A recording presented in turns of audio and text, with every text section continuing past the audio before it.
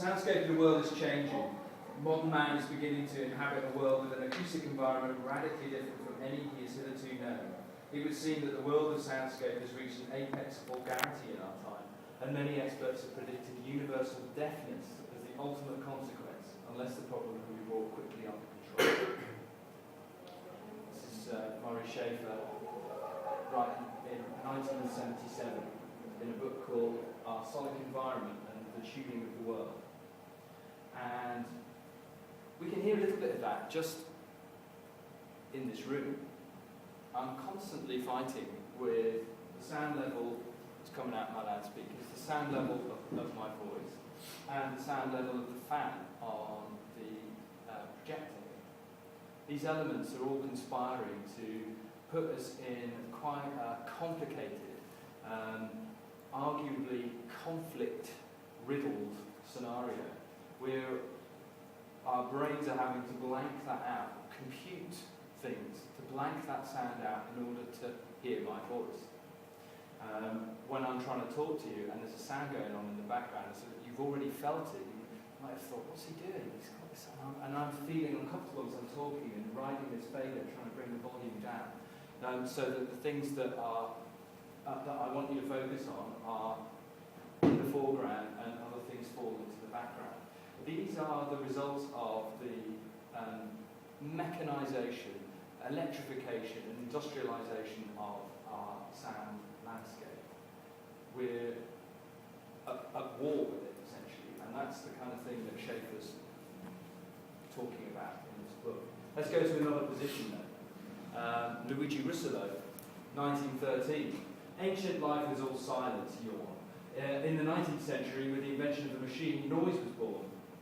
Let us cross a great modern capital with our ears more alert than our eyes, and we'll get enjoyment from distinguishing the eddying of water, air, and gas in metal pipes, the rumbling of noises that breathe and pulse with the indisputable animality, the palpitation of valves, the coming and going of pistons, the hammer of mechanical saws, the jolting of a tram on its rails, soon to come to Edinburgh again. The cracking of whips, the flapping of curtains and flags. We enjoy creating mental orchestrations of the crashing down of metal shop lines, slamming doors, the hubbub and shuffling of crowds, the variety of din from stations, railways, iron foundries, spinning wheels, printing works, electric power stations and underground railways. 1913. He seizes the world around him changing. The city in which he lives is not a village. This is a place where man makes his identity felt, makes his identity known through sound, through his actions and the machines he makes. His life force is present in the city through the sounds it makes. All of the fact that the tram is carrying 40 people to and from work is sort of effervesces out of the city, not through seeing the tram, but through hearing the tram.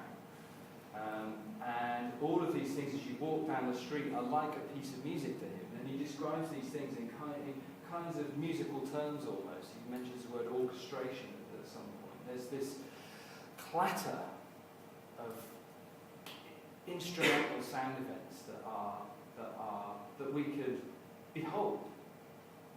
This is mad. This is what we're doing. This is our life now. Let's celebrate it. Let's do something with it. And I'll come to what he's done with that. He did with that time. So this is an opposite position to Schaeffer.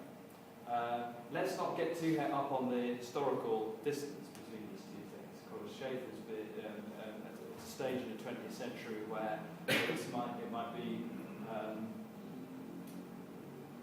understandable that man is now exhausted by all of these sounds, but at the time of the futurists, and Luigi Russolo was a futurist, and this is part of his futurist manifesto, the art of noises. They're trying. This collective of people are trying to find ways to celebrate and promote and support the mechanisation of man's life through art. What the two positions have in common, though, are listening. Both kind of approaches require whatever you feel about the things that are happening around you, require you to pay attention to them, require you to start to listen. They also require you to do this in an active, not passive way. So for Rousselot, he sees the city, he hears the city, and his active approach to hearing it is through imagining the musical potential of it. For Maurice Schaeffer, he wants you to actively listen to the city, to hear the problems with it, to try and identify the stress that man is put himself through sound, and to lobby governments to set up noise policies. And Maurice Schaeffer's a Canadian, and in the 70s and 60s with the World Soundscape Project, their lobbying got the noise laws changed in Canada. And that work has gone on since. There's a noise policy for London that was, Ken Livingstone was responsible for revising quite significantly in the early noughties anyway, and you should have a read of it because there's some quite amazing statistics. We were all architects, right? So you do need to know some of this information. So check out the London noise policy. There'll be in the list of links at the end of the session anyway, but check that out, have a read. I might, if I can at the end, if we get a chance to discuss things, I might draw on some of those statistics to shock you further into possibly action. But anyway, the point is, listen.